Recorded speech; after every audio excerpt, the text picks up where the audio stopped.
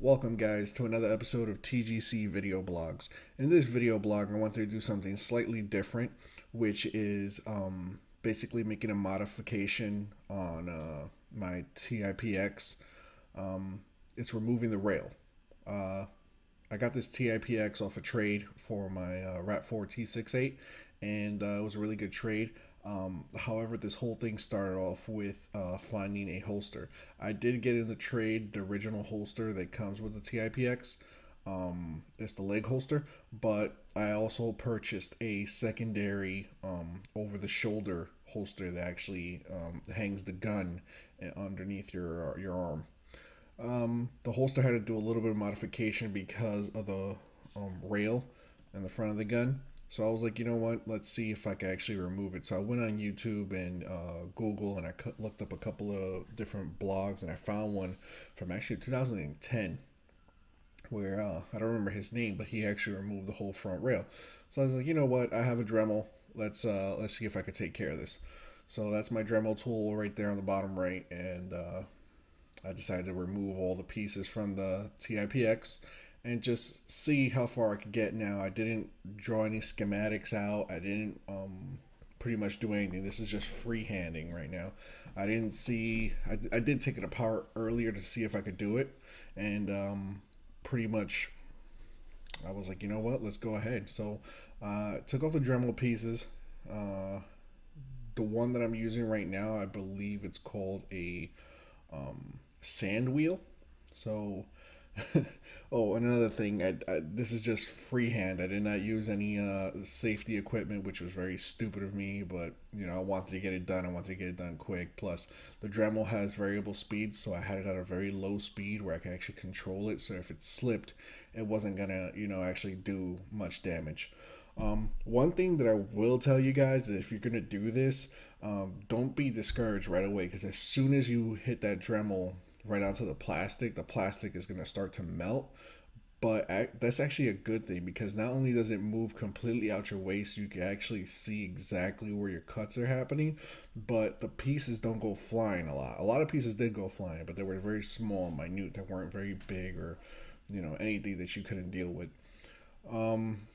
Once I did make my cuts and I finally got to remove pieces you will see soon in the video, the pieces that melted away were easy to chip off, and they actually came off quite nicely.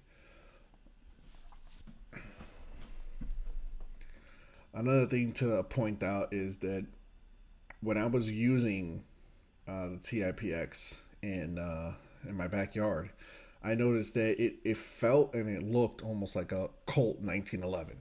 It's a single stack mag. It's pretty big and bulky and old. Tippmann, you need to get on your shit and release another damn pistol, or any other company for that matter, because I really like pistols, and I really need like more pistols out there.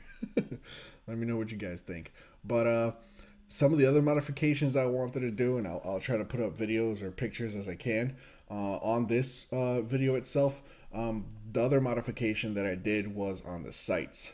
I actually drilled in 3 holes, one in the front, 2 in the back, for sights, and they came out pretty good. However, I'm debating right now whether if I should keep them black, because that's what they are, or actually put a touch of white in there so I could see them better, or maybe green, a neon green, maybe for a night games scenario where I'll have them for the day and night.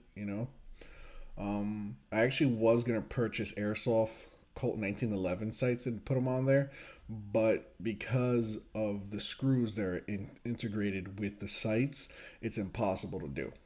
I mean, I could get smaller screws and just drill, smaller holes into them, but the tipx has very, very limited space within its confinement, so it's not going to happen. I also wanted to fully remove the bottom 2 screws, but one thing that I did notice is when you pop the cap back in for the CO2 cartridge, it's very loose. The bottom plastic doesn't hold well. That front screw on the sight does not have that much grip or support to actually keep it, you know, together.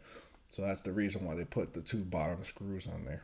I'm sure you guys knew that, but it took the hard way for me to find out. I did remove a lot of pieces off of this, and believe it or not, that little, what was about 2 inches, maybe 3 inches long, and about a quarter of an inch in depth, and there was a lot of pieces to remove. You're gonna see me doing this a lot, just sweeping it with my hand out the way, because there was a lot of pieces just flying and flicking everywhere. um for the second part is exactly like the first. The only thing that you need to do is watch out for the nuts that are integrated into the frame itself. I did want to change out the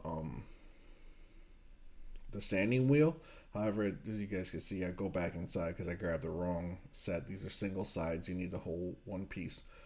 I wanted to change out the sanding wheel because the plastic was sticking onto the sanding wheel, but it was still cutting. But I wanted to give the other side the equal opportunity of a fresh, you know, sanding wheel. I took out the volume of this because it's the the Dremel's really loud. So took out the volume because it was pointless to have in there. Plus, my kids are running around. You probably see my littlest one just try to come up behind me there on the left hand side a little bit. I thought I saw that around this time, but we'll see. Yeah, as you can see here, I'm making the cuts, but I'm making sure I don't hit the nuts, because if you do hit those nuts, sparks will fly. It did burn a little bit because I was going a little too aggressive. I don't know why I was going too aggressive. I guess I wanted to finish in time because the kids were getting loud, but I took the chance and decided not to have the video with audio in there for that reason. This little case that the Dremel came in came in handy a lot. I actually was it was like my assistant in the whole damn thing, because I didn't want to hit up the table with the Dremel because my wife would have killed me. One, and two, would have left a really silly mark on the table. So, you know, the Dremel case was took all the hits there. But yeah, it took me a whole 2 days to finish this, mainly because I went back and I actually removed the pieces that hold on the inside of the Dremel. I cut the video off right there because the kids were getting too crazy and I wasn't able to basically film exactly what I wanted. But I will be putting up at the end of this pictures, actually probably right now as I'm talking, pictures of how I finished up with the tipx. There's a couple of shots that I took that I put on Facebook as teasers. You know, with the pieces cut off, it was really poorly fixed, but I decided to, you know, engrave my name in one of the shots, as you're gonna see. The last pictures are the best ones, where everything's actually been removed, and I think it looks really good. All right, guys. Next week I'm gonna have a guest on board, and we're gonna have a little debate on a couple of things, and yeah, should be an interesting video. All right, guys. Till next time, take it easy.